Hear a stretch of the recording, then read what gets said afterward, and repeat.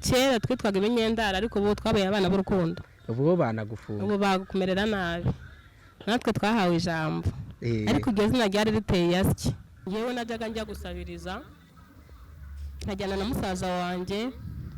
Twigeze kujya ahantu gusabiriza twambutse Nyabarongo tujya hafi ya za Kabuga ahantu mu byaro nyine. Kinyendaro ni ikintu bakumva ko kiri aho kitagira aderesi kitagira se. Ahari na nyina ntawe ari ikintu batoraguye gusa kikivajuru niko navuga. None ko ndi umwana nari umwana urumva umwana yarambaje ngo nzaguhemba ngenda ndamubwira 500. Ubwo naraye aho ngaho ntago hari mu gipangu hari ahantu kuri haba hari amazu menshi ariko adakorotiriye. Urara hanze? Naraye nkata hanze.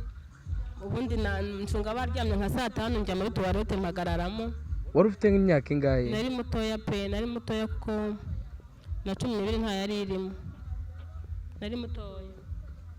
Mbo buracye. Buracya nkajya muri tuwarete nkagararamo umuntu yaza nkamubwira ngo ndimo akagira ngo hari ibyo ndi gukora kandi ntabyo nyine nahunze imbeho.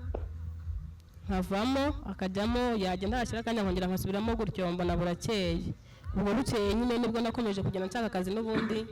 Ngumya muri ubwo buzima ariko ubwo ngenda nkura Imana igenda inkuza aho ngiye mbikanga nkahava nkajya ahandi gusa amahirwe nagize ntago nigeze njya ahantu ngo bankubite wenda ngo niyibye cyangwa nakubaganye.